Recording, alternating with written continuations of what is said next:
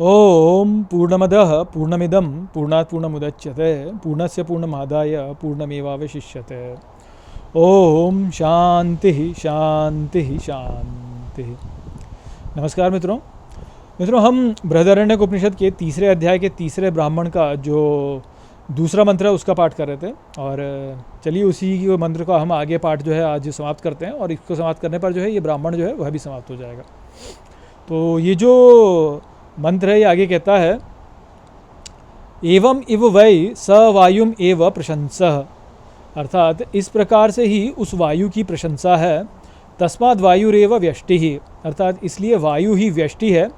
वायु समष्टि, अर्थात वायु ही समष्टि है। अप पुनर्मृत्युम जयति य एवं वेद, अर्थात अप मृत्यु पर्यंत पुनः जन्म लेता है जो इस प्रकार जानता है। ततोह भुज्युर्लाह्यायनिर उपरराम, अर्थात तब वह भुज्यु लाह्यायनी शांत हो गया। तो यहाँ पर जो है अब ये जो मंत्र है पूरा हो गया, और यहाँ पे बताया जा रहा है कि जो ये वायु के बारे में बताया, तो वायु के बारे में क्या बताया कि इंद्र जो है वो गरुड़ होकर के वायु के लिए प्रदान करता है उनको, और फिर उन्हें वायु स्वयं धारण करके वहाँ ले जाता है जहाँ पे अश्वमेध यज्ञ करने वाले थे। तो इस प्रकार से ही जो है वायु की प्रशंसा है। इसलिए वायु ही व्यष्टि है और वायु ही समष्टि है, अर्थात व्यक्ति भी वायु है और संपूर्ण भी वायु है। और वो आप जो इस बात को जानता है वो जो है वह मृत्यु के पर्यंत पुनः जो है वह जन्म लेता है। इस प्रकार से वह जान लेता है, और ये बात समझने पर जो है भुज्यु लाह्यायनी जो है वह शांत हो गया। तो देखिए अभी जो हमने समझा था कल के वीडियो में वो क्या था, वो यही था कि ये जो स्थान है ये हृदय का स्थान है।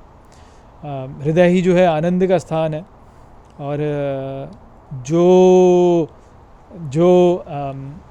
जो वायु है वह ही इससे संबंधित है वास्तव में। तो कैसे संबंधित है, तो अब पूरे इस ब्राह्मण को एक साथ ही समझते हैं तो हम बात को समझ पाएंगे। तो जो भुज्यु लाह्यायनी थे उन्होंने प्रश्न ये किया था कि भाई मैं मद्र के क्षेत्र में था, वहाँ पतंजल काप्य की जो पुत्री थी वह गंधर्व द्वारा ग्रहित थी।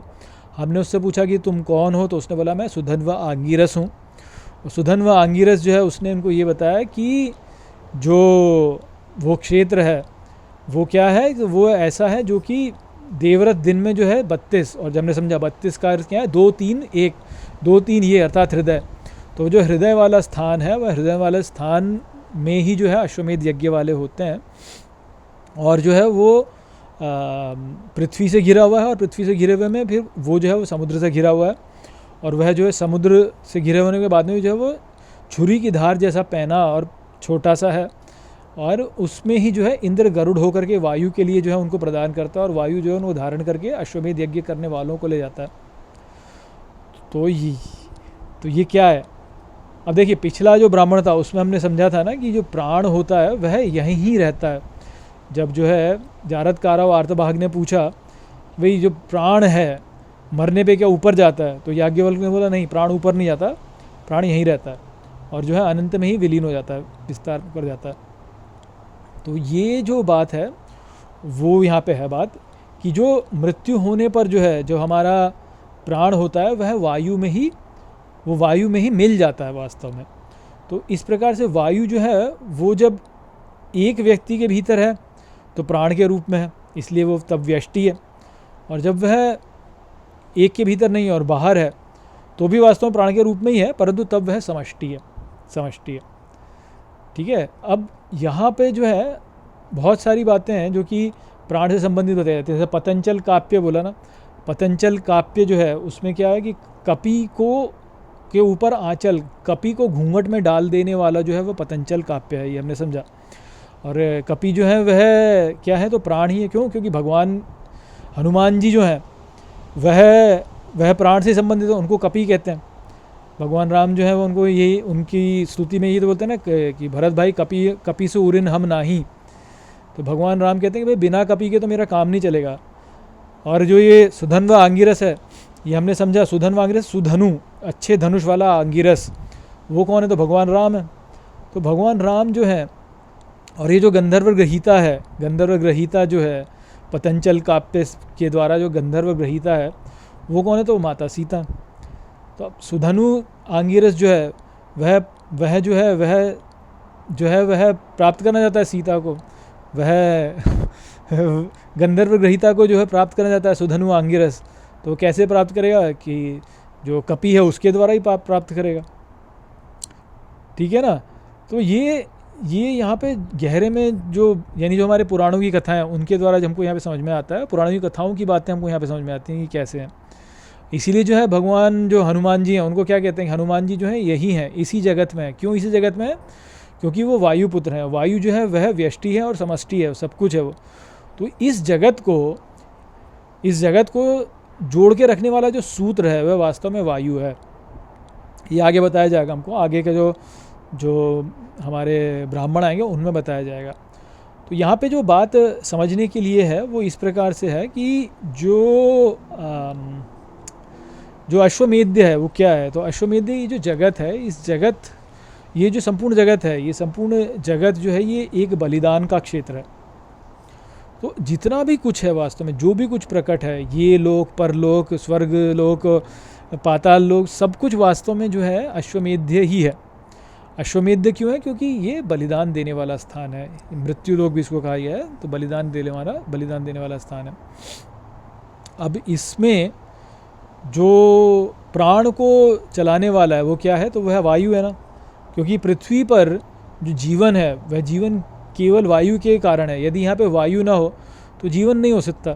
लोग कहते हैं कि जल के कारण है, जल भी है, ठीक है, माना जल भी है, परंतु जल से अधिक महत्वपूर्ण वायु है। आप कहीं भी चले जाइए, आप अंतरिक्ष में जाते हैं तो वहाँ वायु नहीं है, क्योंकि वहाँ वायु नहीं है इस कारण से वहाँ जीवन भी नहीं है। अब लोगों को आजकल क्योंकि विज्ञान का बोला हो गया, विज्ञान इन फिजिकल साइंसेस, साइंस बोलूँगा मैं, विज्ञान नहीं बोलूँगा, साइंस का आज समय बोलबाला है। तो लोगों को ऐसा लगता है कि हाँ भाई ये तो पृथ्वी है, ये तो छोटा सा प्लैनेट है, इस पर ये एटमॉस्फेयर है, तो क्या बड़ी बात है। वास्तव में वायु की क्या इतनी बड़ी महिमा हो गई? इतना बड़ा तो यूनिवर्स है, उस यूनिवर्स में तो कहीं पे भी जो है वायु नहीं है, तो वायु की इतनी क्या बड़ी महिमा हो गई। परंतु इस प्रकार से सोचना जो है मूर्खता है, क्योंकि हम इस लोक में हैं वास्तव में, और इस लोक में हमको जब देखना है तो हमको पृथ्वी को अपना केंद्र मान करके ही इसको देखना चाहिए। आज के समय जो है, क्योंकि हीलियोसेंट्रिक पॉइंट ऑफ व्यू आ गया है कि सूर्य जो है वह जो है इस सौरमंडल का केंद्र है, तो हमको जो है पृथ्वी को इतना महत्व नहीं देना चाहिए, सूरज को अधिक महत्व देना चाहिए। तो वो आज के विज्ञान का वो है, परंतु सूरज पे जीवन थोड़ी है जीवन तो पृथ्वी पर है। हम तो इस जगत को पृथ्वी से ही देखते हैं, तो हमारा जो केंद्र है वह तो पृथ्वी है ना। तो पृथ्वी को केंद्र मान के सही है, इस पृथ्वी को एक जगत मानिए। तो जगत यदि पृथ्वी को मानते हैं तो पृथ्वी में जहाँ जहाँ वायु है वहाँ पे जीवन है। जल में आप कहेंगे जल में भी जीवन है, परंतु जल में भी जीवन इसलिए क्योंकि वहाँ पे वायु है, वायु उसमें मिक्स हो जाती है, इस कारण से। तो वायु जो है वह ही है जिसके कारण से जीवन संभव है, और जीवन जो होता है उसको क्या बोला गया? प्राण। तो वायु का इस प्रकार से प्राण से संबंध है। तो अश्वमेध जो जहाँ जहाँ भी हो रहा है वहाँ सब जगह वायु है, क्योंकि ये जो जगत है ये अश्वमेध ही है, वास्तव में अश्वमेध ही है। तो वायु इस प्रकार से, वायु ही व्यष्टि है और वायु समष्टि है, क्योंकि जब एक शरीर में प्रवेश करती है वायु प्राण के रूप में, तो वह तो प्राण है, तब तो वो जो है वो व्यष्टि है। और जब ये संपूर्ण जगत में है, संपूर्ण हमारे एटमॉस्फेयर में सब जगह पे है, तो फिर वायु जो है वह समष्टि है। और जैसे कि बोला गया कि देवताओं में कौन सा देवता ऐसा था जो अस्त नहीं होता? तो दो देवता बोले, एक तो आकाश और एक वायु। एक तो आकाश न अस्त नहीं होता, एक वायु अस्त नहीं होता। और यदि हम सूर्य पे चले जाएँ तो सूर्य अस्त नहीं होता, किंतु पृथ्वी पे तो सूर्य अस्त हो जाता है, क्योंकि पृथ्वी घूम जाती है। पृथ्वी जो है वो यदि सूरज के विमुख हो जाए तो अंधकार हो जाता है, सम्मुख हो जाए तो प्रकाश हो जाता है। तो इस प्रकार से सूरज जो है वह वैसे तो है, वास्तव में सूर्य वैसे तो है, परंतु हमारे लिए अस्त और अस्त होता हुआ दिखाई देता है, परंतु वायु कभी भी हमें अस्त होती हुई दिखाई नहीं देती। तो इसलिए इस जगत में जो है चिरंजीवी बोला गया है ना, भगवान हनुमान जी को जो है चिरंजीवी बोला गया। तो हनुमान जी को चिरंजीवी इसीलिए बोला गया कि वायु के पुत्र, और वायु कभी अस्त नहीं होती। तो इसी जगत में है, वायु यहीं है, पृथ्वी पर ही है, परंतु कभी अस्त नहीं होती। तो इसी प्रकार से हनुमान जी भी जो है चिरंजीवी हैं, मरते नहीं हैं कभी भी, क्योंकि वायु से संबंधित है। तो इस प्रकार से जो है ये वायु का व्यष्टि और समष्टि का बताया गया, और वायु की प्रशंसा दी गई है। क्योंकि होता ये है कि जो हम मरते हैं तो हमारे प्राण जो होते हैं वो इसी वायु में विलीन हो जाते हैं, और फिर जो है इसी वायु में विलीन होकर कहाँ चले जाते हैं? तो बहुत बताया ना कि क्या होता है, 11 डायमेंशंस हैं वास्तव में, वो हमको दिखता है कि 3 है परंतु वास्तव में 11 हैं। तो 11 डायमेंशंस हैं, तो उनमें से जो है वह चला जाते हैं उधर, तो उनमें से जो है इंद्र जो है उनको ग्रहण कर लेता है, और वही जो है वह गरुड़ बन करके उसको फिर वायु को प्रदान करता है। तो हम वायु में ही चले जाते हैं, वायु से जो है परलोक में जाते हैं, परलोक से पुनः वायु से ही इधर आते हैं, और फिर जो है हम प्रकट होते हैं। तो इस प्रकार से ये अवस्था है। तो आपको लगता तो ऐसा है कि हमारा शरीर मर गया, तो शरीर तो मर गया क्योंकि पृथ्वी में चला गया, या बाकी जो भी है हमारे चक्षु जो है वह सूर्य आदित्य में चले गए, जो हमारा प्राण है वो वायु में चला गया, जो भी कुछ है हमारा जहाँ जहाँ चला गया वैसे वैसे, परंतु फिर जो वापस आता है तो कैसे आता है, तो इस प्रकार से आता है वायु के द्वारा ही।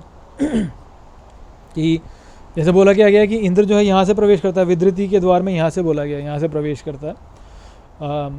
तो वो भी है, और एक स्तर पर देखा जाए तो वो भी वास्तव में जो है, क्योंकि वो यहाँ से तो वो कनेक्टेड है वास्तव में, एक तो ये, एक तो एक वो यहाँ से कनेक्टेड है, और दूसरा ये कि है तो सब कुछ ही कनेक्टेड ना है तो सब कुछ ही कनेक्टेड वास्तव में, तो है तो सब कुछ ही कनेक्टेड वास्तव में, परंतु अलग अलग रूपों से जो है इसको बताया जाता है कि इंद्र जो है वह गरुड़ होकर के जो है वायु को हमारे प्राण प्रदान करता है, फिर वो प्राण जो होते हैं वो पुनः वापस प्रकट हो जाते हैं, और वापस प्रकट होकर के इस प्रकार से आते हैं।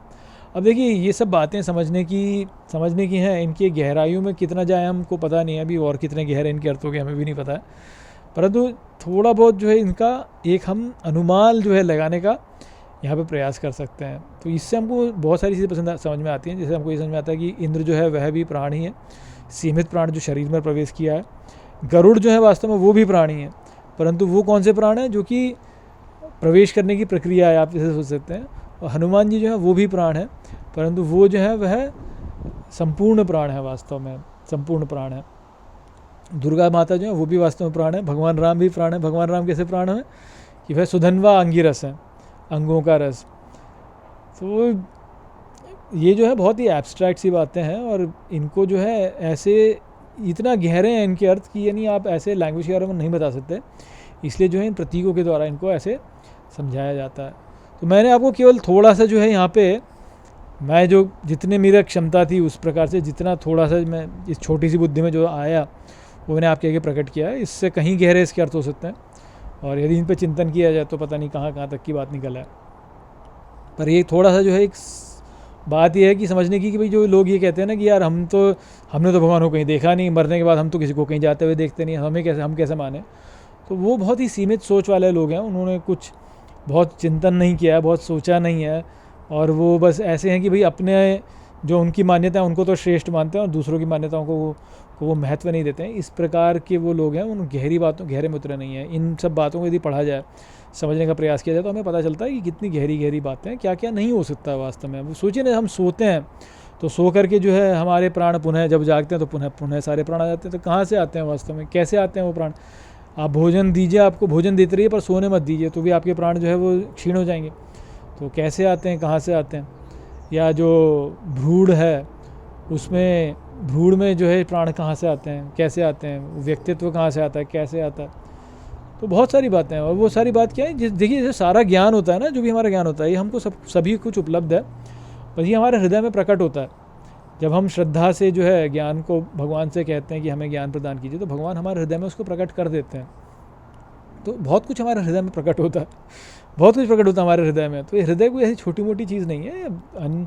दूसरे लोग से जो हमारा जुड़ाव है वो हृदय के द्वारा ही है, वास्तव में वो हृदय के द्वारा ही है। तो वो जो हृदय का स्थान है, वहाँ से ही जो है हमारा संपर्क दिव्यता से है, और उसका बहुत महत्व है, उसका बहुत महत्व है। जैसे हनुमान चालीसा में जो है हनुमान जी को कहते हैं कि क्या कहते हैं कि लाए सजीवन लखन जी आए, श्री रघुवीर हर्ष उरिलाए। तो संजीवनी बूटी जो वो लेकर के लक्ष्मण जी को लेकर के आए। अब लक्ष्मण जी जो क्या है, वो शेषनाग हैं, और सहस्र बदन बोला है उनको। शेषनाग जो उनके सहस्र उनके मुख हैं वास्तव में, तो सहस्र जो है उनके सहस्र मुंह है वास्तव में। तो सहस्रार चक्र भी है, सहस्रार चक्र में सहस्र पीठ उसकी पंखुड़ियाँ होती हैं, क्योंकि यहाँ है। तो यहाँ से संजीवनी है, तो यहाँ से प्रवेश किया वास्तव में। तो प्राण जो है उसका प्रवेश इस प्रकार से यहाँ पे है। वो इंद्र है। और फिर हृदय भी बोलते हैं, यहाँ पे हृदय को भी बोलते हैं वैसे कि हृदय भी है, परंतु हृदय जो है वो केवल ये वाला ही नहीं है, ये भी वास्तव में एक रूप में जो है इन दोनों का कनेक्शन हमको बताया जाता है कि इंद्र जो है वह यहाँ से भी कनेक्टेड है और फिर यहाँ से भी कनेक्टेड है। भगवान जो है कहते हैं ना, भगवान कृष्ण हमारे हृदय में बैठे हैं यहाँ पे, और पर जो है वो यहाँ से भी प्रवेश करते हैं। काकुत्स्थ भी बोला है, राम भगवान को काकुत्स्थ भी बोला है। तो थोड़ी जनरल बातें हो जाती हैं, ये बहुत जनरल बातें हो जाती हैं, परंतु हमको जो है हमको केवल इसका जो मूल है वो समझना है। और वो जो समझने का है वो क्या है, वो यही है कि भैया इतना सरल नहीं है, केवल शरीर है और मर गया तो बस सब समाप्त हो गया। इतना सरल है नहीं वास्तव में, इसमें बहुत कुछ और है जानने को जो कि हम नहीं समझ सकते। तो वो संदेश था। आशा करता हूँ कि ये मंत्र आपको ठीक तरह समझ में आ गया होगा। चलिए इसी के साथ इस वीडियो को यहीं पे समाप्त करते हैं। नमस्ते।